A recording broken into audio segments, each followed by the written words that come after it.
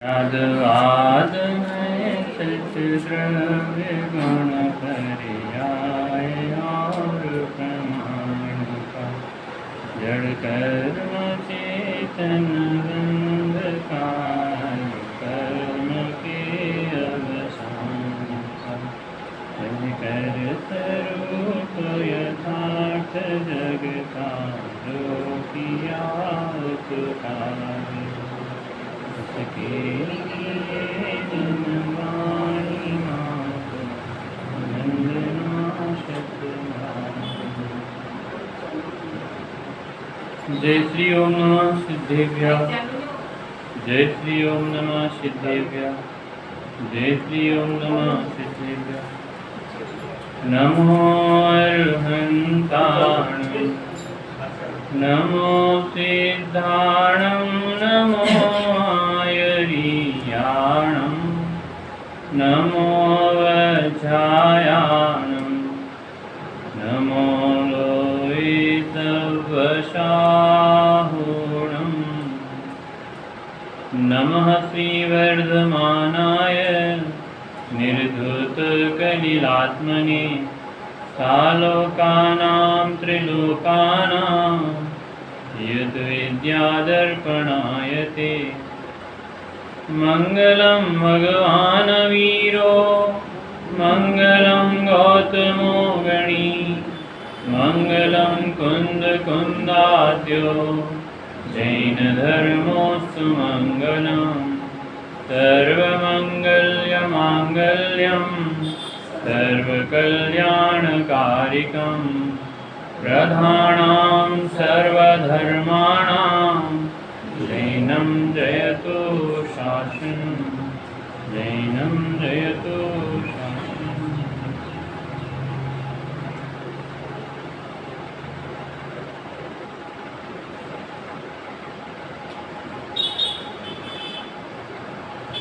उत्तम मार्ग धर्म का दिन है। पूजन सभी ने पढ़ी होंगी पूर्व में, आज अभी इन्हीं ने पढ़ी होंगी कि कोई बाद में पढ़ेंगे। उत्तम मार्ग धर्म में क्या चर्चा आती है? आचार्य समंत्रभद्र देव द्वारा लिखा हुआ यह रत्नकरण्य श्रावकाचार्य ग्रंथ विराजमान है। ग्रंथ में पेज नंबर 295 295 अपन यहाँ से पढ़ते हैं, फिर क्रम से इसकी अपन चर्चा करते हैं।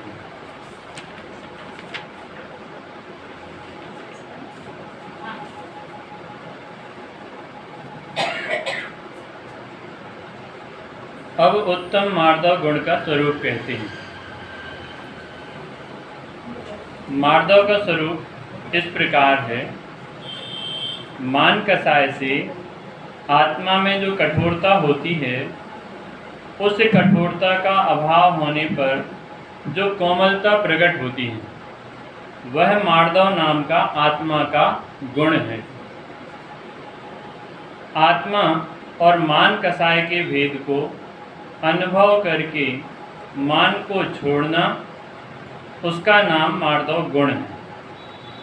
मान कसाय तो संसार का बढ़ाने वाला है, किंतु मार्दव संसार परिभ्रमण का नाश करने वाला है। यह मार्दव गुण दया धर्म का कारण है। बोलिए ना सभी ने 295 क्या कहा? मार्दव का स्वरूप कैसा है? मान कसाय से आत्मा में जो कठोरता होती है, अभी हमारे और आपके मान कसाय है कि नहीं है? लगती तो नहीं है ऐसा अपन को। ऐसा लगता कहाँ है? जैसे हम सभी बैठे ना, तो अपन को ऐसा लगता है कि हमें मान है। हम तो जिनवाणी माता की गोद में बैठे हैं, जिनवाणी माता को अपने हृदय में विराजमान किए हैं। जगत में कौन क्या करता है उससे मुझे मतलब नहीं है, और जगत में मैं क्या करता हूँ उससे भी मुझे मतलब नहीं रहना चाहिए।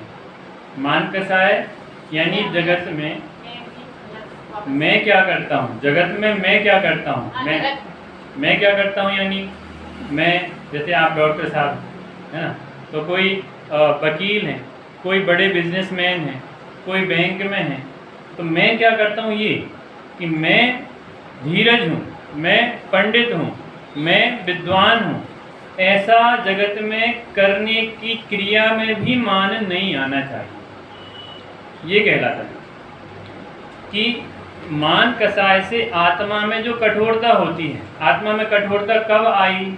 जब हमने अपने आप को भूला और बाहर को अपना मानकर उसमें फूला। क्या?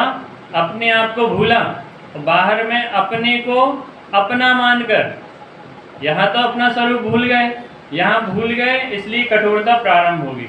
किसको भूला? किसने भूला? कि और किसी ने? आपके पीछे वालों ने भूला कि पीछे वालों ने देखा, आगे वालों ने भूला? मेरी गलती है ना। कहाँ पे अपना ध्यान कहाँ जाना चाहिए कि नहीं मैं भूला हूँ, अन्य नहीं। यदि अन्य की तरफ विकल्प जाता है तो मैं फिर से भूल जाता हूँ कि मैं भी तो भूला हूँ। यानी भूलने का स्वभाव मेरा है नहीं, लेकिन अनादिकाल से मैं वही कार्य कर रहा हूँ जो मेरा स्वभाव नहीं है।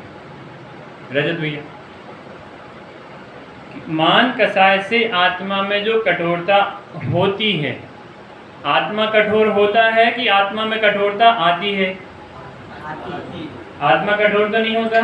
आत्मा का स्वभाव कैसा है? निर्मल है, सरल है, मृदुता है, उसके अंदर कुछ भी विकार नहीं है। अच्छा, विकार नहीं है ऐसा ख्याल में आए तो फिर हम संसार में क्यों बैठे हैं? आत्मा में विकार है कि नहीं है? सामान्य सी प्रश्न है भाई साहब पीछे।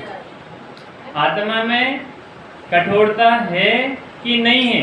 तो यदि अपन शुद्ध द्रव्य दृष्टि से देखेंगे तो तीन काल तीन लोक में एक समान ही सारे भगवान आत्मा हैं। जो निगोद में सो ही मुझ में सो ही मोक्ष मजार, है ना। रजत भैया, चांदी वर्तमान में यहाँ अपने नीमच में चांदी बढ़िया क्वालिटी की है, तो जवेरा में कैसी होनी चाहिए? नहीं, अमेरिका में कैसी होनी चाहिए? क्या बात ख्याल में आती है? अच्छा, कहीं अपने नंदीश्वर द्वीप में चांदी कैसी होनी चाहिए? यानी सब जगह चांदी का स्वभाव चांदी रूप ही रहेगा, उसमें कोई मिलावट करे तो भी चांदी अपने चांदी पने को नहीं छोड़ती। आती बात ख्याल में? ऐसे ही हमारे आत्मा का स्वभाव अनादिकाल से निर्मल था, निर्मल है और अनंत काल तक निर्मल रहने वाला है। फिर वर्तमान में हमारी ये पर्यायों में अटकना क्यों होता है कि हमने आत्मा को अभी तक निर्मल माना नहीं।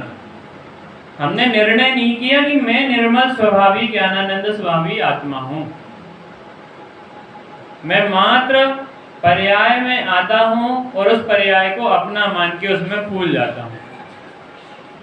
मैं मनुष्य पर्याय का जीव हूँ, ये मनुष्य पर्याय की बात नहीं है।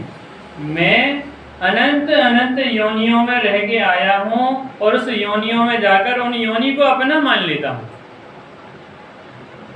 त्रियंची पर्याय में जाते हैं तो त्रियंच को ही अपना मान लेते हैं। वो मोह की महिमा का उदाहरण आता है, सुना होगा, मोक्ष मार्ग प्रकाशक में मोह की महिमा वाला चर्चा आती है। तो उदाहरण भी सबने सुना है कि सेठ का जीव है, उसको ये पता चलता है मुनिराज के माध्यम से कि 3 दिन बाद मेरी आयु समाप्त हो जाएगी। वो बोलता है सेठ अपने बेटे से, बेटा मैं अपने ही गटर में कीड़ा होऊंगा, तुम वहाँ जैसे मैं दिखूं तो मुझे वहाँ से मार देना, तो मैं पर्याय से मुक्त हो जाऊंगा। लेकिन उस पर्याय में जाने के बाद उस पर्याय के प्रति तन्मयता कितनी रहती है कि जैसे ही उनका बेटा उसको मारने के लिए लट्ठी से आगे करता है तो वो बचता है, छिपता है, यहाँ से वहाँ, वहाँ से वहाँ। तो ये उसकी चर्चा नहीं है सेठ की, किसकी चर्चा है कि मैं स्वयं इस पर्याय में आके ऐसे ही काम कर रहा हूँ। बाहर में त्रियंचु यदि पत्थर मारे तो भागता है कि नहीं भागता? ऐसे मुझे कोई वर्तमान में यदि कोई पत्थर मारे, गोली लेके खड़े जाए, अपन क्या करेंगे?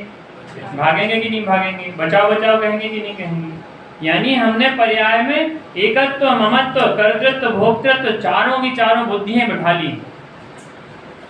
आदि नवाज ख्याल में कि हमने अभी तक अपने को अपना नहीं माना, इसलिए कठोर स्वभाव बताया।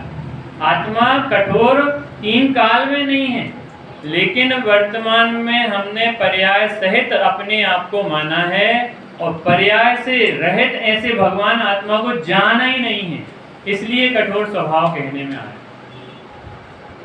तो मान कसाय से आत्मा में जो कठोरता होती है, उस कठोरता का अभाव होने पर जो कोमलता होती है, वह मार्दव नाम का आत्मा का गुण है। शरीर में मार्दव नाम का गुण हो सकता है कि नहीं हो सकता? क्यों? वर्तमान में अपने मुनिराज 10 धर्म के धारी होते हैं। अपन ने अभी पूजन पढ़ी थी ना वैसे, 10 धर्म के धारी मुनिराज होते हैं, तो उनको मार्दव धर्म होता है कि नहीं होता है? तो वर्तमान पर्याय में मार्दव धर्म है कि उनकी आत्मा में मार्दव धर्म है ना?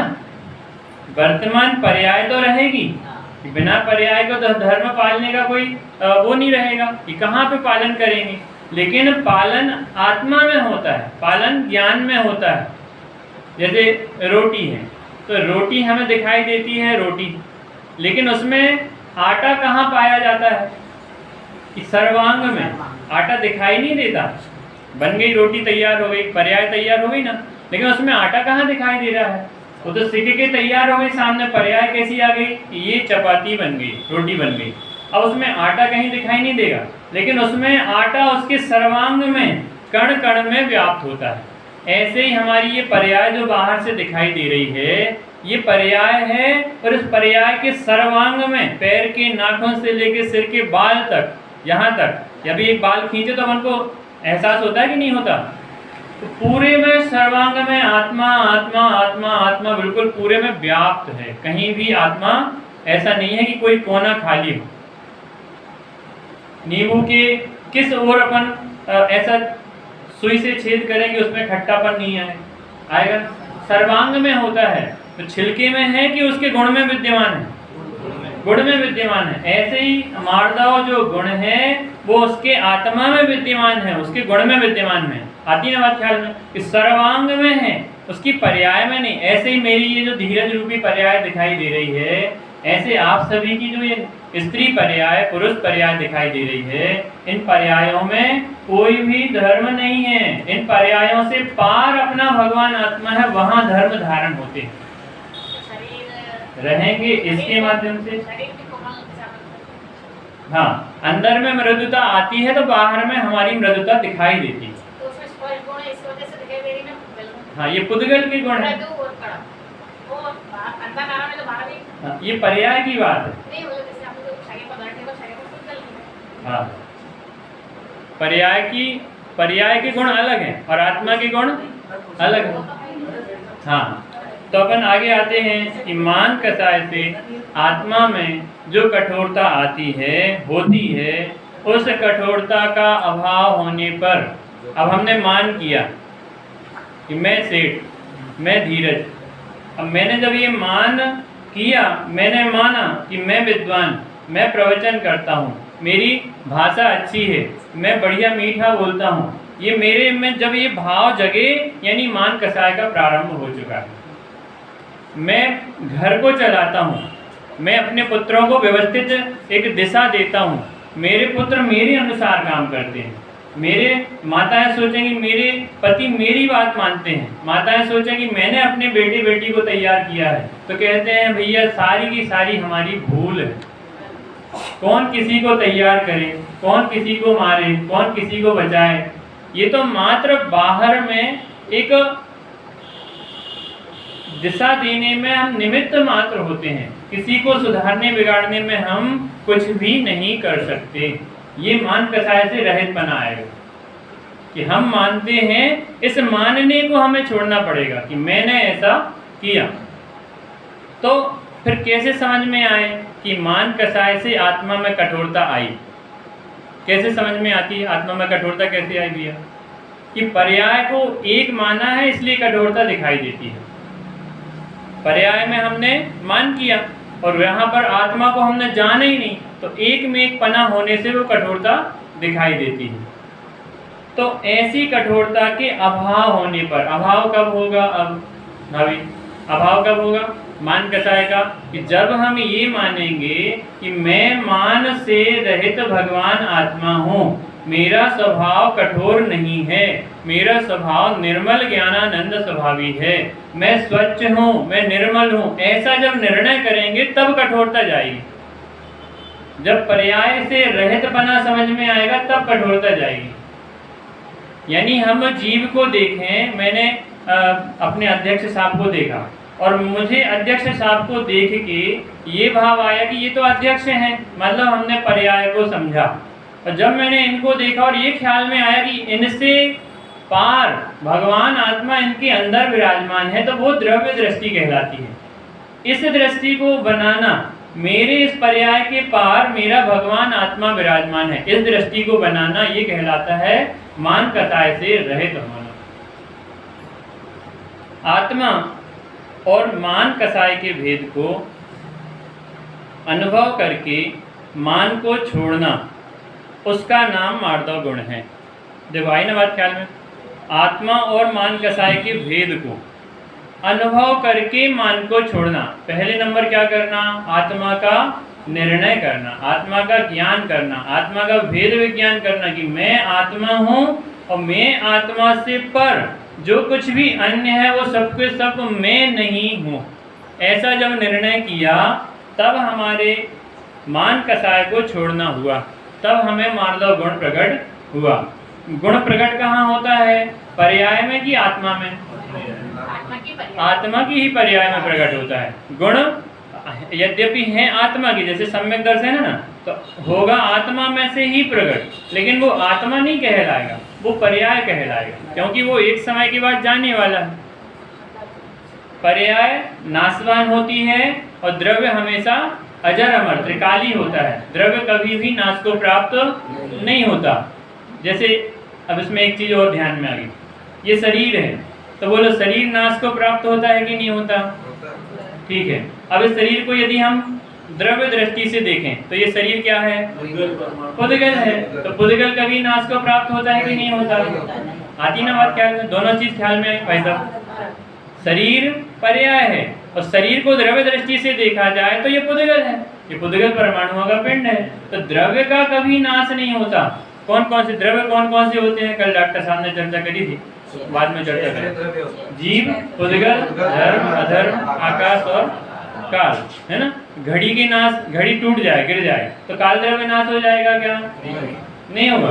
क्यों? अब हम समय कैसे देखें? पुद्गल भी नाश नहीं होगा। हाँ, पुद्गल भी नाश नहीं हुआ, मात्र पर्याय गई है, पर्याय है ना। चलो पर्याय भी गई है, घड़ी भी टूट गई, लेकिन काल द्रव्य का कभी नाश नहीं होगा। ऐसी लाखों करोड़ों घड़ियां टूट जाएं तो काल द्रव्य का कुछ बिगड़ने वाला नहीं है। ऐसे ये मनुष्य पर्याय जो मिली है, ऐसी लाखों करोड़ों मनुष्य पर्याय चली गई। मैंने कई कई त्रियंश पर्याय धारण करी, मैंने नारकी पर्याय धारण करी, देव पर्याय धारण करी, ऐसी अनंत पर्याय निकल गई, लेकिन मेरा आत्मा वैसा का वैसा ही निर्मल स्वभावी आज भी है। यदि आत्मा का नाश हो जाता तो सिद्ध नहीं बन पाता कोई, फिर कोई सम्यक दर्शन नहीं ले पाता। अन्य मत वाले ऐसे कई कई प्रसंग उत्पन्न करते हैं। कोई समझता है आत्मा शून्यवादी है, कोई समझता है वर्तमान पर्याय है, इसके बाद तो कुछ है ही नहीं, कोई किसी प्रकार से समझता है। लेकिन यहाँ हमारा जैन दर्शन बहुत गजब का है, अनेकांतवादी दर्शन। एक ही द्रव्य में उसके अनेक अंत होते हैं, ऐसा जैन दर्शन है। इस जैन दर्शन का कोई तोड़ नहीं है। कोई कुछ भी समझे, कोई कितना भी उसको विरोध करे, लेकिन जैन दर्शन को पछाड़ने वाला कोई पैदा नहीं हुआ। समंत्रभद्र आचार्य देव अपने ये रत्न गणेश साहब का चल लिखा है, इसमें आगे प्रस्तावनों में आता है, पढ़ा होगा आपने, कि समंत्रभद्र आचार्य देव सिंह की भांति विचरण करते थे। क्यों करते थे? यदि किसी में ताकत हो तो जैन दर्शन के बारे में मुझसे आकर बात विवाद करे। अकाट श्रद्धा अंतर में विराजमान थी उनकी। उन्होंने लिखा है, अभी हमें और आप तो वास्तव में हम अपने वीतरागी देवसाद गुरु का क्या कहते हैं परीक्षा नहीं करी। इसमें आता ना, आप तेनो छिन्न दोषेण सर्वज्ञ नागमेशिना भवितव्यम नियोगेन नान्यथा ध्याप्तता भवे। कि भगवान को भी मानो, कब मानो? कि जब आप परीक्षा करोगे ये सही है उसके बाद मानो, नहीं तो गृहीत मिथ्यात्व का पोषण करते रहें। प्रकाशक में भी आता है। हाँ, देवशास्त्र गुरु की परिभाषा। हाँ, उसमें भी आता है। यानी हम तो इतने समझदार और इतने उत्कृष्ट जगह पर विराजमान हैं, उत्कृष्ट जगह यानी उत्कृष्ट परिणामों में विराजमान है। वहाँ पे हमें कोई अवकाश नहीं है, हमें तो एकमात्र निर्णय करने का ही पुरुषार्थ करना है। मेरे भगवान वीतरागी हैं और वो ही वीतरागी हैं, इसलिए मैं उनको वंदन करता हूँ, और वो मुझे वीतरागता की बात ही बताते हैं, इसलिए मैं उनको वंदन करता हूँ। इसलिए वो 3 लोक के नाथ कहलाते हैं। उन्होंने बाह्य विभूति से अपनी सारी मन अपने आप को दूर कर लिया, इसके लिए मैं उनको मानता हूँ। जब उनकी परीक्षा करी उसके बाद माना तो गृहीत मिथ्यात्व तो नहीं होगा, और यदि हमने ऐसे देखा देखी माना तो निरंतर गृहीत मिथ्यात्व का पोषण है। अग्रहित तो हमेशा रहता ही है। नहीं, उनको देख के अग्रहित निकल जाता है। हाँ, उनको देख के अपना आग्रहित भी चला जाता है। तो पहले निर्णय करना, पहले अभ्यास करना, उसके बाद हमें मानना। जैसे कोई बच्चा पैदा हुआ, अब वो जब तक उसे बताया नहीं जाए कि ये तुम्हारे पापा हैं तो कैसे मानेगा? भाई है तो घर में, लेकिन कोई कोई जैसे आजकल मैंने देखा है उनके घर में दूसरे भाई हैं जिसके यहाँ मतलब बच्चा उत्पन्न हुआ, और उनका दूसरा भाई है, वो भाई को अपने भाई साहब कहता है, और घर में कोई और है नहीं जो पापा पापा कहता हो, तो बच्चे आज भाई साहब कहने लगते हैं। आती ना बात ख्याल में?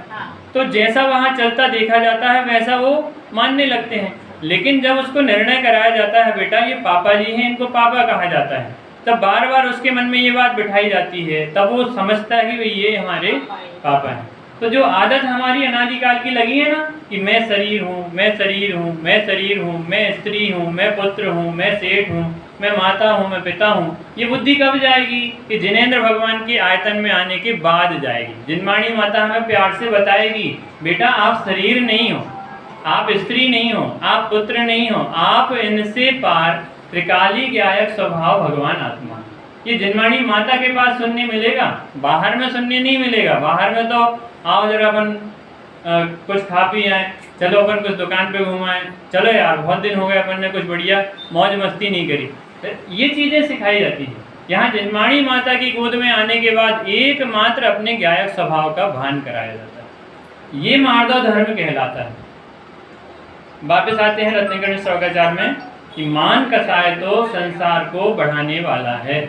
मान कसाय किसको बढ़ाने वाला है भैया? आदित्य भैया, मान कसाय तो संसार को बढ़ाने वाला है। अपन को लगना चाहिए कि हम यदि मान करते हैं तो मैं अथाह संसार में वापस गिर जाऊंगा। भजन की एक पंक्ति है बहुत अच्छी, मतलब स्वानुभव के बारे में कि अपना आत्मा का अनुभव नहीं किया इसलिए मैं अनादिकाल से भ्रम रहा। स्वानुभव के बिना भ्रमता ही रहा हूँ मैं, भ्रमता ही रहा हूँ मैं। कभी नरकों में कभी स्वर्गों में भटकता ही रहा हूँ मैं। स्वानुभव के बिना भ्रमता ही रहा हूँ मैं।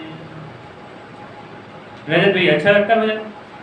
भजन की पंक्तियाँ, भजन के शब्द ख्याल में आता? अच्छा लगे तो ही हमारा कल्याण होगा, अच्छा नहीं लगे तो अपन ने कल पंक्ति पढ़ी थी ना, जिसे जिन सूत्र में एक भी पद नहीं रुचता वो जैन नहीं है, वो कुयोनियों में जाएगा।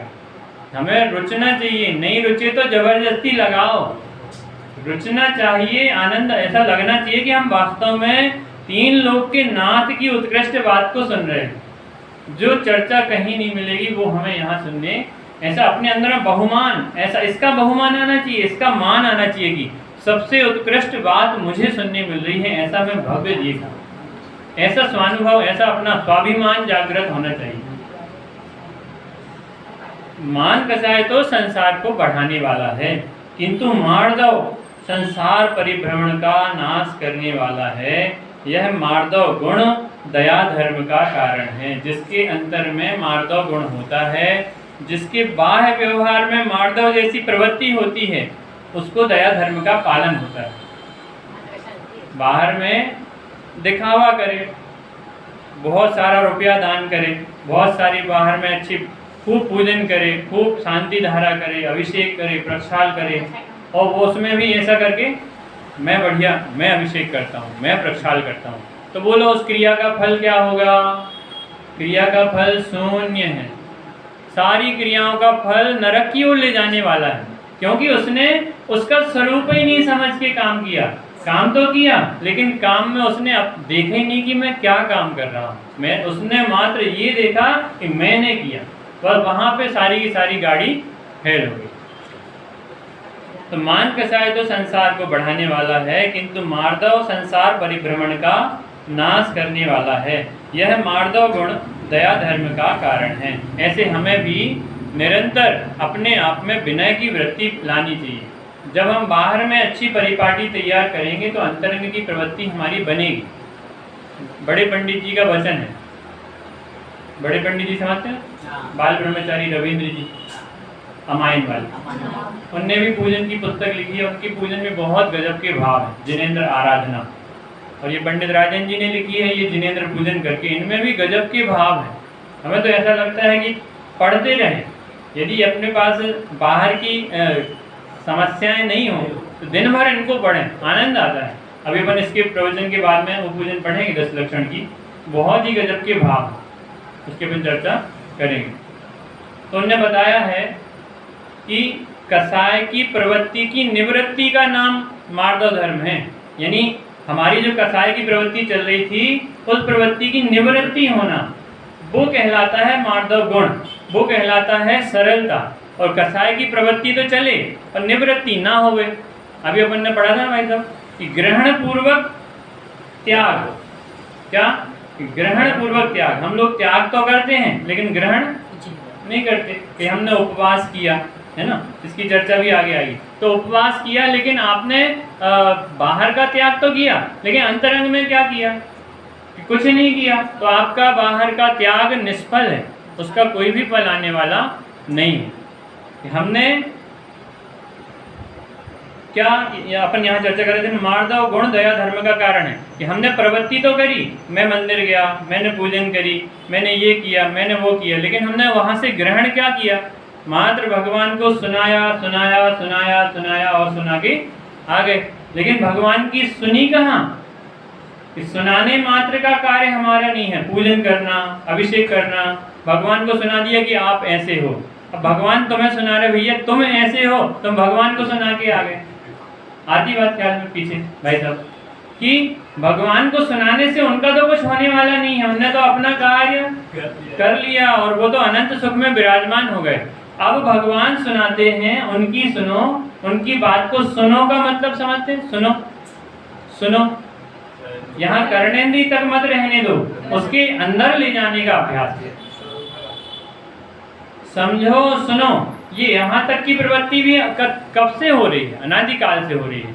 समझना और सुनना लौकिक पढ़ाई में भी हो सकता है, पुस्तक पढ़ना लौकिक पढ़ाई में भी हो सकता है, लेकिन सुन के अंदर में उतारना ये अध्यात्म की भाषा है, ये आत्मा की भाषा है कि सुनो लेकिन उसका गुनो, उसको मनन करो, तब आगे कार्य होने वाला है। तो यह मार्दव गुण दया धर्म का कारण है। अभिमानी के दया धर्म का मूल से ही अभाव है, ऐसा जानना। कठोर परिणामी तो निर्दयी होता है। मार्दव गुण सभी का हित करने वाला है। दोनों चीज़ें बता रहे हैं, जिनके मार्दव गुण हैं उन्हीं का व्रत पालना, संयम धारण करना, ज्ञान का अभ्यास करना सफल है। अभिमानी का सब कुछ निष्फल है। मार्दव नाम का गुण मान कसाय का नाश करने वाला है तथा 5 इंद्रियों व मन को दंड देने वाला है। क्या कहा कि अभिमानी के दया धर्म का मूल से ही अभाव है, ऐसा जानना। अपन लोग कुछ भी करते रहें, पूजन प्रवचन सब कुछ सुनते रहें, बहुत अच्छे ऐसे दिखें जैसे हमारे जैसा कोई सरल स्वभावी नहीं हो, लेकिन अंतरंग में हमारी वृत्ति अभिमान की पड़ी हुई है, तो कहते हैं कि ऐसा अभिमानी का दया धर्म का मूल से ही अभाव है। मूल से यानी उसको है ही नहीं, वर्तता ही नहीं है। बाहर की क्रियाओं से दया धर्म नहीं चलता, अंतरंग के परिणामों से दया धर्म चलता है। क्या भैया आपका नाम क्या? वैभव है ना? कि बाहर की क्रियाओं से नहीं चलता। बाहर की क्रियाओं से दया धर्म अपन कहते हैं मैंने दान दिया, मैंने रोगी को दवाई दी, मैंने उसका उपचार कराया, वहाँ पे पशु पड़ा था उसके पैर में लगा था, मैंने उठा के उसको अस्पताल ले गए, तो ये दया धर्म है कि नहीं है? नहीं है। पहले अपने पे दया करो, बाद में अन्य की दया। इसका मतलब है कि उस पशु को नहीं ले जाना। या बाहर की क्रिया तो अच्छी होनी ही चाहिए, है ना? ऐसा नहीं है। यहाँ पे जिन धर्म में उपदेश ऊपर उठने का दिया जाता है, नीचे गिरने के लिए, नीचे गिरने के लिए सो रहे हैं क्या सभी? जोर से बोलिए। उपदेश ऊपर उठने के लिए दिया जाता है कि नीचे गिरने के लिए दिया जाता है? ऊपर उठने के लिए दिया जाता है। तो इसका मतलब ये नहीं है कि हम बाहर की अच्छी क्रियाओं को छोड़ दें, है ना? बाहर की क्रियाएं तो अच्छी होनी ही चाहिए, लेकिन उसमें ये नहीं समझना चाहिए कि मैं कुछ अच्छा कर रहा हूँ, मैं ऐसा करता हूँ। उसमें ये प्रवृत्ति नहीं आनी चाहिए मैंने दया करी, फिर अपन 10 लोगों को बताएं भैया वहाँ गाय पड़ी थी मैंने उठा के ले गया हूँ, मैंने दया करी है उस पर, मैं नहीं करता तो बेचारी मर जाती। हाँ, ये तो अपन को ये चीज़ ख्याल में नहीं आएगी। तो प्रवृत्ति, अच्छा ये चीज़ ख्याल में क्यों नहीं आती? क्योंकि अंतरंग की अभी निर्मलता नहीं आई है, इसलिए नहीं ख्याल में आती। यदि ये चीज़ अंतरंग की निर्मलता आएगी तो हमें भेद ज्ञान चलेगा कि गाय को ले जाने वाला मैं नहीं हूँ, गाय का इलाज कराने वाला मैं नहीं हूँ। ये तो बाहर की क्रिया है, मेरे अंतर की क्रिया तो मेरे अंतर में ही वर्तती है। तो ऐसा दया धर्म का मूल से ही अभाव है। किनके दया धर्म का मूल से अभाव है? मेरा। किसका दया धर्म का मूल से अभाव किसका है? जिसने अपने मार्दव स्वभावी आत्मा को नहीं जाना, ऐसे सभी जीवों के मूल से ही दया का अभाव है। मूल समझते हैं ना? कुछ भी नहीं है, इतनी सी भी अंतर में दया नहीं है।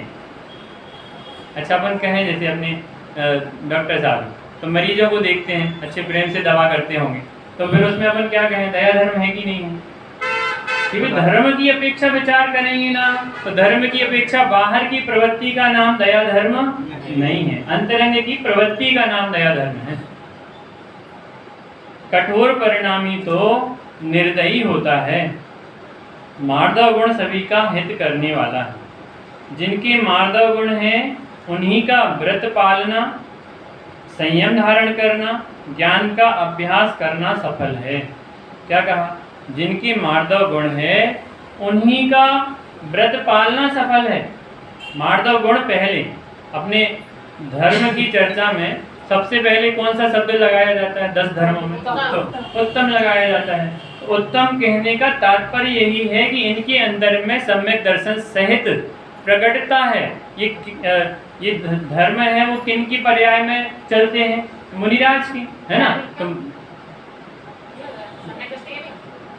क्या? हाँ होते हैं, लेकिन पूर्ण रूप से मुनिराजों के ही 10 धर्म होगा।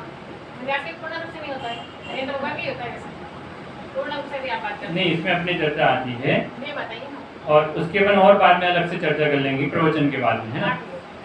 क्या कहा कि है तो बात सही कि किंचित में यहाँ से शुरुआत होती, कहाँ से? चौथे गुण स्थान से, है ना?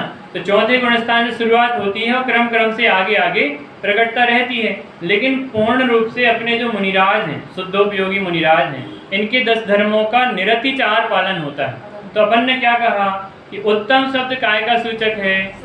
तो सम्यक दर्शन का सूचक है। जिनके सम्यक दर्शन सहित बाह्य पर्याय में निर्मलता प्रकट हुई है, उनका व्रत करना भी सफल है, तप करना भी सफल है, संयम धारण करना भी सफल है और ज्ञान का अभ्यास भी सफल है। और जिनके सम्यक दर्शन नहीं है, ऐसे जीवों के सारी क्रियाएं कैसी हैं? निष्फल हैं। जिनके सम्यक दर्शन रूपी विभूति प्रकट नहीं हुई है, ऐसे जीवों की सारी क्रियाएं निष्फल हैं। इसका मतलब क्या है कि अब हमें पूजन नहीं करना चाहिए, एवं मतलब कि हमारी क्रिया का फल तो कुछ है ही नहीं। ऐसे समझना अपन को कि भैया इसका मतलब ये नहीं है कि हम ये क्रिया ही छोड़ दें। मैं सम्यक दर्शन धारण करूंगा तो मेरी ये क्रिया भी सफल हो जाएगी, ऐसा निर्णय करने के लिए उपदेश दिया जाता है। मार्दव नाम का गुण मान कसाय का नाश करने वाला है तथा 5 इंद्रियों व मन को दंड देने वाला है। इसमें चर्चा बहुत सारी है, आप सभी समय निकाल के स्वयं थोड़ा सा इसका वांचन करेंगे घर पे तो अपन को ख्याल में आएगा।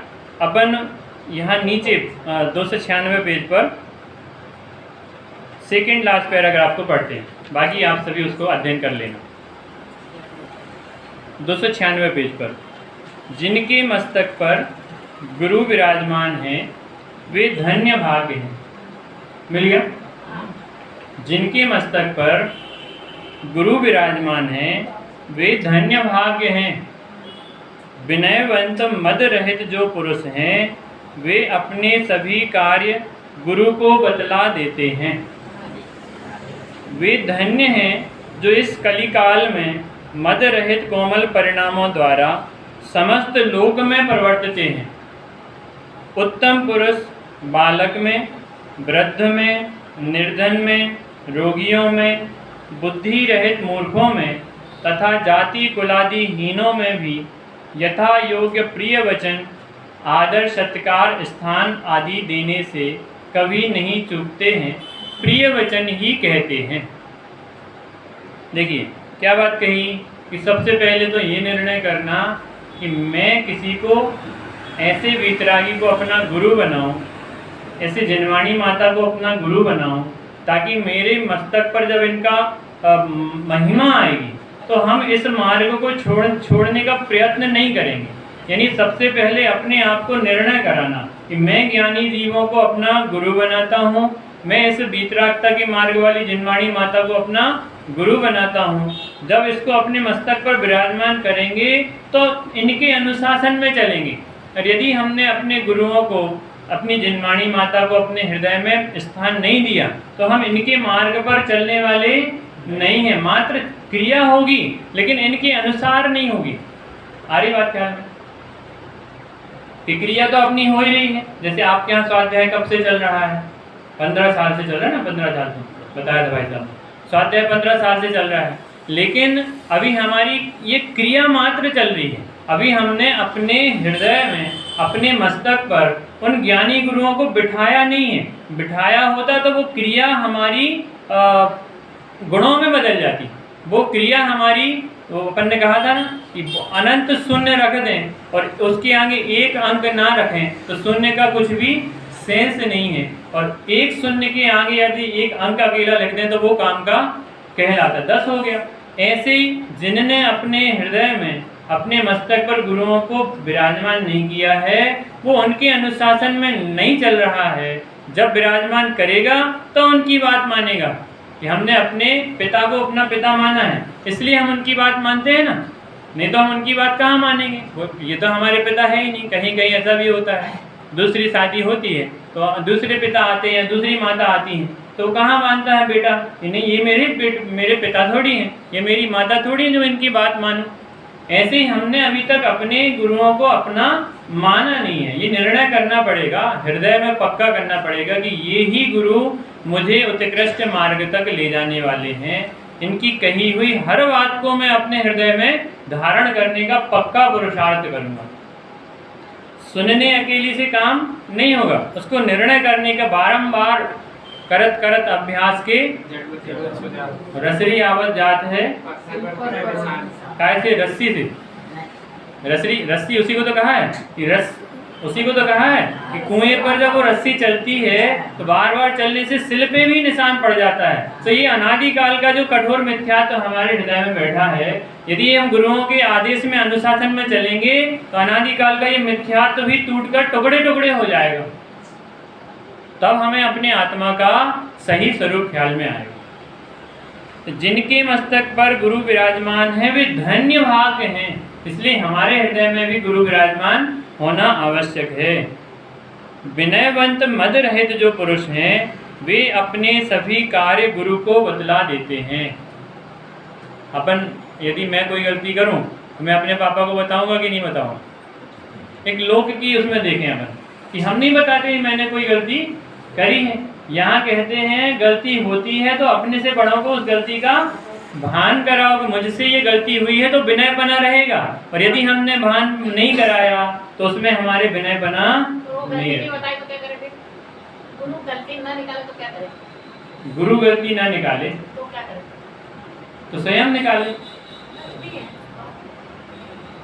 गलती। भाई अपन को ऐसा पता चल गया कि मेरे से गलती हुई है और मैं इस गलती का प्रायश्चित करता हूँ, वो किस माध्यम से करे? जैसे अपन कहते हैं ना कि मैं उपवास करता हूँ, लेकिन मैं उपवास करता हूँ तो यहाँ पर बहुत अच्छा एक वाक्य आता है कि करोड़ों उपवास की अपेक्षा एक बार का किया हुआ स्वाध्याय भी अनंत पुण्य का फलदायक होता है। करोड़ों उपवास, एक बार किसी के दिन मंदिर जाने का भाव आता है तो करोड़ों उपवास का फल लगता है, और एक बार किसी के स्वाध्याय का भाव जागृत होता है तो उसमें भी करोड़ों उपवास का फल लगे। यानी उपवास ना करें भले, मतलब बाहर में भोजन खाएं करें, भोजन की क्रिया करें, लेकिन स्वाध्याय की क्रिया को महत्व देवें।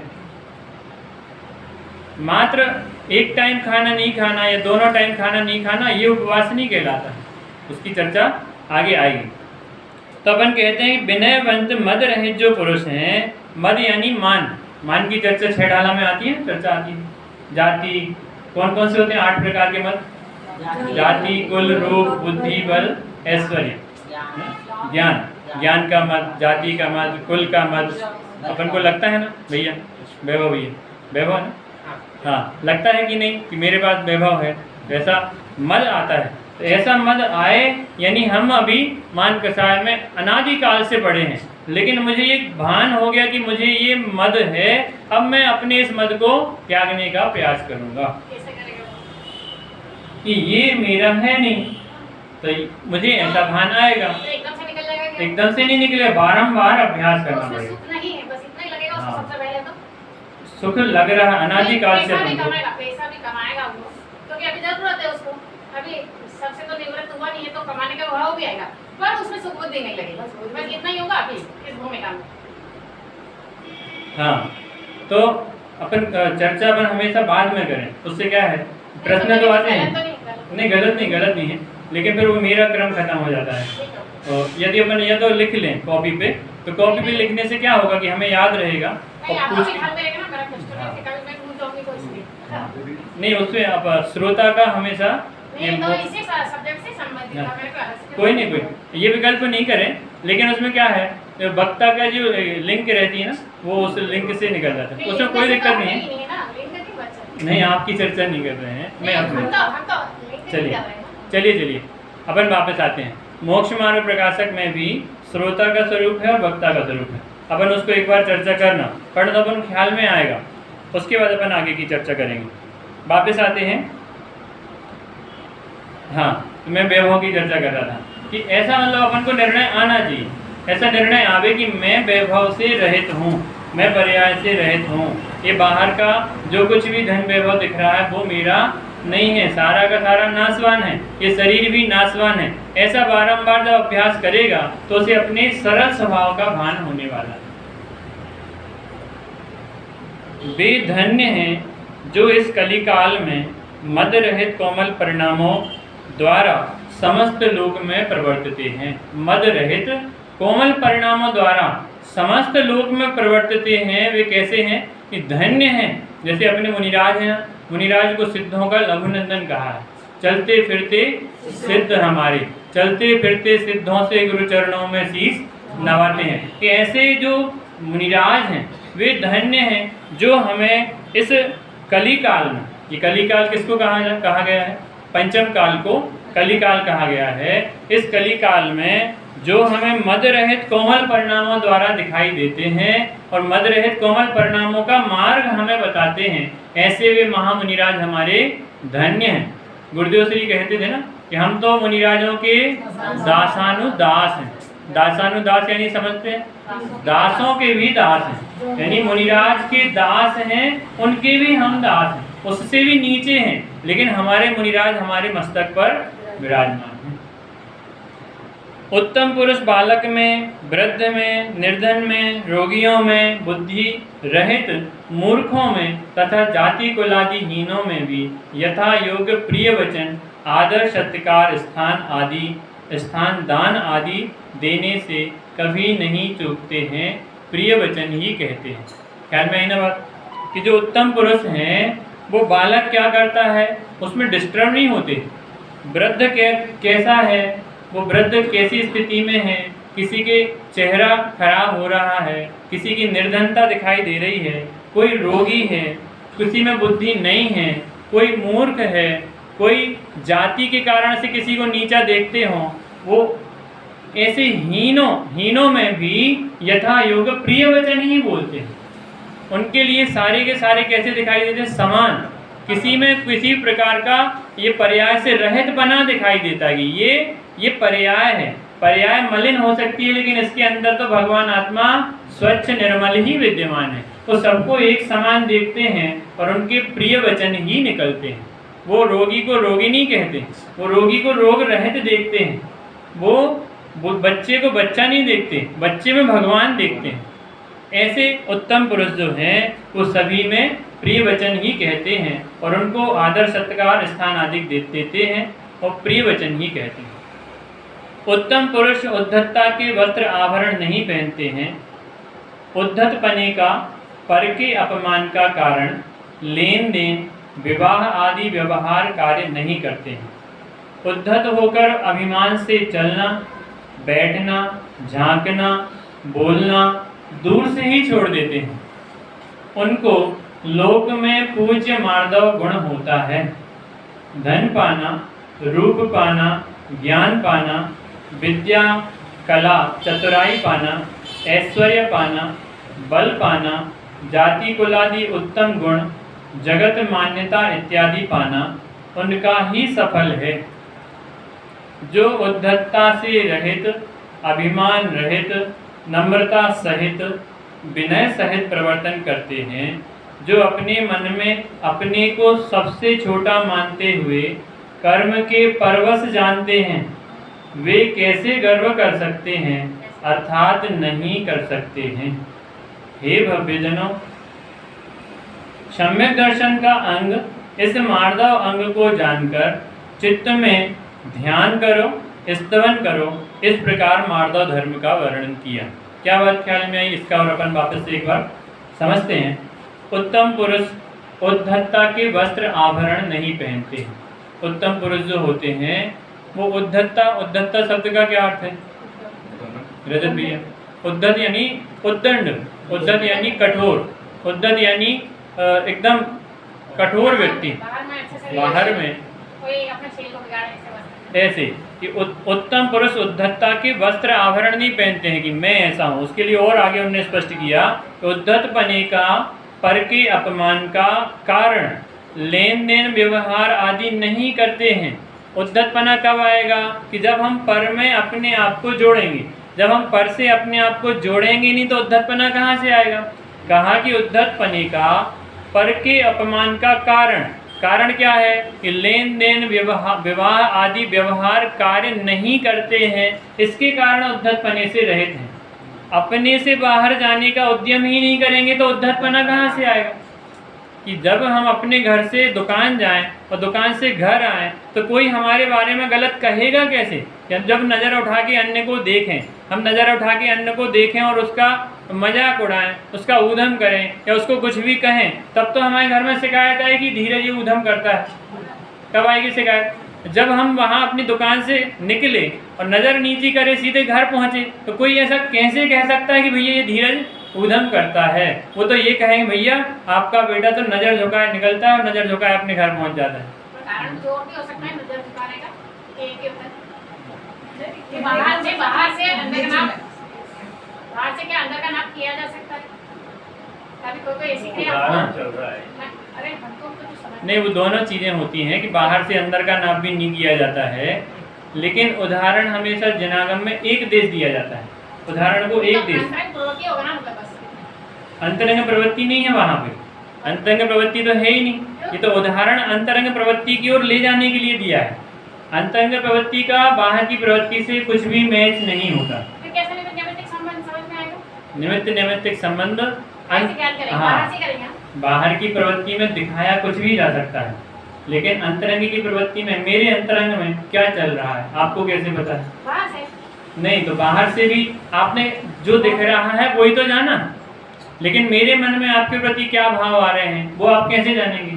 वो तो ज्ञान का विषय है। हाँ, ज्ञान का विषय तो है। आप उस ज्ञान में इतना जान सकते हैं कि आपके बिल्कुल कितने सूक्ष्म परिणाम बस तो चले, आप अपन इतना ही जान सकते हैं। जैसे नींबू है, अब नींबू के जैसे अपन ने कोई मिट्टी की वस्तु तैयार करी, अब वो दोनों चीज सामने रखी, तो आपने दोनों को नींबू समझा। अपन ने दूर से देखा कि ये नींबू रखा है, तो आपने नींबू की सही पहचान कहाँ करी? उदाहरण दिया कि हमने दो नींबू रखे हैं, एक ओरिजिनल रखा है और एक ओरिजिनल जैसे दिखने वाला, बिल्कुल वैसे दबने वाला, बिल्कुल उसमें से रस निकलने वाला, वैसे ही सॉफ्ट उसी कलर का अपन ने दूसरा नींबू रखा। अब हमने बाहर से देखा, भैया ये क्या है? कि ये नींबू है। तो हमने उसकी सही पहचान करी कि नहीं करी? बाहर से पहचान करी ना हमने। तो हमने बाहर से जो पहचान करी है उन दोनों में भेद ज्ञान नहीं किया। जब हमने वस्तु को उठाया, जब हमने वस्तु को देखा, इसमें से वास्तव में नींबू का गुण जो है वो गुण उसमें से निकल रहा कि नहीं, तब उसके बाद हमें जानकारी हुई कि ये तो नकली है और ये असली है ना। तो बाहर के व्यक्तित्व से अंतरंग की पहचान कभी होती ही नहीं है। अंतरंग के व्यक्तित्व से बाहर की पहचान हो सकती है। तो अंतरंग में होता है तो बाहर दिखाई देता है कि नहीं? ये अंतरंग में होता है तभी दिखाई देता है। अभी मेरे मन में यहाँ बैठे बैठे मेरी दुकान का विचार आ रहा है, तो आप मेरे यहाँ स्वाध्याय समझ करते समय क्या समझेंगे? ये तो स्वाध्याय कर रहे हैं, ये तो धीरज जी हैं, ये तो पंडित जी हैं। अब मेरे मन में विचार चल रहा है दुकान का, तो आप कैसे जानेंगे कि ये स्वाध्याय कर रहे हैं? है ना। इसलिए अपन को मेरे ज्ञान का विषय ना है भले, पर किसी न किसी के ज्ञान का विषय तो हो सकता है। अरे वो तो हर चीज केवल ज्ञान के विषय प्लीज रुक जाइए। आप रुक जाइए, मेरे क्वेश्चन का चलो चलो फिर ये बात चलिए तो क्वेश्चन हल करूंगी। वापस आते क्वेश्चन करो। मैंने अभी चर्चा करी थी ना कि अपन को कोशिश करो कि अपन लिखें, तो अपन स्वाध्याय की बात इसमें सब समझ चीजें आती है, फिर वापस सारा आप चला देंगे। आपके लिए अलग अभी से मैं पेन आदेश को लेकर नहीं आई हूं। ठीक है, क्वेश्चन लेते हैं, कोई बात नहीं है। अपन को से अलग बात करी हो तो आप बताइए। अलग नहीं है, लेकिन सभा का जो है ना, तो सारी सभा का एकाग्रता है। मेरा कोई अभिप्राय तो गलत नहीं, मैं जो आप बात कर रहे हैं बस उसके आधार पर क्वेश्चन और टिप्पणी के अलावा में कहीं अलग कहीं होगा मुझे बता। लेकिन इसमें इसमें मैं बता रहा हूँ, चलो मैं समझता हूँ। इसमें जो चीज मैं बताना चाह रहा हूँ उससे अलग हो गई आपकी बात। बताइए। किसी न किसी ज्ञान के विषय की चर्चा तो मैं कर नहीं रहा था। आपका ज्ञान का विषय तो है, आपको आपके ज्ञान में तो आया है, आपको आपके ज्ञान में तो आया, मेरा व्यापार चलिए। ना उपयोग है। हर एक चीज केवल ज्ञानी के ज्ञान का विषय तो हर ज्ञान चीज का विषय सबका है, किसी न अपना किसी स्वयं का तो है अपने लिए, पर पर का हो ना भी हो। अपन को ज्ञान है, आपको बहुत अच्छा ज्ञान है, लेकिन जिनको नहीं है उनको समझने का उनको मौका देना चाहिए हम उस पे हमेशा देखते कि हैं आपका ज्ञान अच्छा है। हाँ नहीं बराबर है, लेकिन जिस जगह पे जिस चीज की अपन चर्चा कर रहे हैं उस चीज को मुख्यता देनी चाहिए। इसमें अपन चर्चा ये कर रहे थे, देखो वापस आते हैं। अपन को बिल्कुल बहुत सब जीवों के हित की चर्चा है, सब जीवों की एकाग्रता की चर्चा है। इसलिए यदि अपना व्यक्तिगत किसी को समझना है ना, तो मैं अपन स्वाध्याय की बात करेंगे। आज आप कर लीजिए, कोई दिक्कत नहीं है, लेकिन फिर भी कोशिश ये करें कि सभी लोग, मैं तो कहता हूँ नोटबुक लाएं, तो जिसको जो भी प्रश्न होता है बराबर लिखें। आएगा ख्याल में आएगा। कुछ डिस्टर्ब नहीं होता है, सिद्धांत चल रहा है, सिद्धांत में नहीं जो है मैं सिद्धांत में कहीं गलत कहीं होगा मुझे बताइए। चलो वापस आते हैं, 2 मिनट का और है। उद्धत होकर अभिमान से चलना, बैठना, झांकना, बोलना, ये दूर से ही छोड़ देते हैं। कौन? उत्तम पुरुष जो होते हैं वो उद्धत होकर चलने की क्रिया छोड़ देते हैं कि मैं धीरज, है ना। उद्धत होकर बोलने की क्रिया छोड़ देते हैं, उद्धत होकर झांकने की क्रिया छोड़ देते हैं। कौन क्या कर रहा है, कोई आया तुरंत देखने लगे, कोई किसी ने कुछ बोला तुरंत डिस्टर्ब हो गए। तो यहाँ कहते हैं जो उत्तम पुरुष होते हैं वो उद्धत होकर अभिमान से चलने की क्रिया छोड़ देते हैं, उद्धत होकर बैठने की क्रिया छोड़ देते हैं, उद्धत होकर झांकने की क्रिया छोड़ देते हैं, उद्धत होकर बोलने की क्रिया को दूर से ही छोड़ देते हैं। दूर से, जैसे अपन कहते हैं जिससे अपना को कोई मतलब नहीं, तो अपन कहते हैं भैया दूर से आपको हमारा नमस्कार, हमारे पास आने का काम ही नहीं है, मैं आपके पास जाऊंगा नहीं। जैसे मैंने अभी बोला तो उसको उद्धत बनाई जाएंगे नहीं, अपन ये यदि अपने मन में ऐसा भाव रहता है कि मैं अभी ही करूं, मैं ये प्रश्न अभी करूं, और यदि मैंने लिख के सकते हैं, हाँ लिख के नहीं आती है आपकी इसको उद्धत बना दे सकते हैं क्या? चर्चा यदि अपन किसी चीज को स्वीकार नहीं करते हैं, जैसे अपन यहाँ चर्चा चल रहे हैं कि मुझे बिठाया जैसे यहाँ पे, तो एक मुझे बिठाया है जिनवाणी का सार निकालने के लिए, और फिर उसको आप बार बार अपनी तरफ से समझाएंगे। तो मैं कहता हूँ मैं नीचे बैठ जाऊँ, फिर आप यहाँ से आके समझाएं तो ज़्यादा अच्छा रहेगा, ठीक है, ओके। है ना। यदि अपन नहीं मानते हैं जबकि चर्चा है, यदि आपको भाव है कि आपको अपनी बात रखनी है, तो आपको जबकि ज्ञान है, ऐसा नहीं है ज्ञान नहीं है, अपन को ज्ञान है, आपको बहुत अच्छा ज्ञान है, लेकिन उस ज्ञान को अपन अपने अंतर के लिए ज़्यादा समर्पित रखें। नहीं, हाँ, बराबर है वो। बराबर। लेकिन भाई- जो बाहर देख रहे हैं उनको भी लग रहा है कि सही है कि गलत, ये बोल रहे हैं तो सही है कि गलत, तो कैसे निर्णय करेगा आदमी, बताइए। निर्णय करने के लिए सामूहिक स्वाध्याय नहीं होता, निर्णय करने के लिए एकांत होता है, एकांत। चलिए, स्वाध्याय एकांत में नहीं होता। हाँ, अपन थोड़ी सी और पंक्ति रह गई, पढ़ लेते हैं। धन पाना, रूप पाना, ज्ञान पाना, विद्या कला चतुराई पाना, ऐश्वर्य पाना, बल पाना, जाति कुलादि उत्तम गुण, ये सारे जगत मान्यता इत्यादि पाना उनका ही सफल है। भाई सब किनका सफल है भैया? बिल्कुल भैया, वैभव भैया, किसका सफल है? कि जिनके ये उत्तम, जिनके अभिमान नहीं है, ऐसे उत्तम पुरुषों का ही सफल है ना। जो उद्धतता से रहित, उद्धतता रहित हैं, अभिमान रहित हैं, नम्रता रहित हैं, विनय सहित प्रवर्तित हैं, जो अपने मन में अपने को सबसे छोटा मानते हुए कर्म के परवश जानते हैं। ये पंक्ति भी बहुत अच्छे से समझने लगे कि जो अपने मन में अपने को सबसे छोटा मानते हुए कर्म के परवश जानते हैं कि मैंने पूर्व में जैसा कर्म किया है वैसा कर्म ही मेरे उदय में आया है, ऐसा अपने को छोटा मानते हुए अपने आप में मान रहित होकर प्रवृत्ति करते हैं, वे ही, उनका ही ये उत्तम क्रियाएं सफल हैं। वे कैसे गर्व कर सकते हैं? अर्थात ऐसे जीव कभी गर्व कर ही नहीं सकते हैं। इसलिए आचार्य देव कहते हैं कि हे भव्यजनों, सम्यक दर्शन का अंग इस मार्दव अंग को जानकर चित्त में ध्यान करो, स्तवन करो। इस प्रकार उत्तम मार्दव धर्म का वर्णन किया। विशेष रूप से सभी लोग पूजन करते हैं, पूजन में भाव ख्याल में लाने का प्रयत्न करें। अपने जिनेंद्र रचना में ध्यानत राय जी की पूजन है 10 लक्षण की, बराबर, वो भी बहुत गजब की पूजन है, बहुत अच्छे उसमें भाव है। इसके बाद और भी पूजन है, क्रम से जिसको जैसा ख्याल में आवे वो अपने मार्दव धर्म का ऐसे स्वरूप को समझने का अभ्यास करें और अपने हृदय में मार्दव धर्म को प्रकट करने के प्रयास करें। ऐसी मंगल भावना से अपना आज की चर्चा को करें।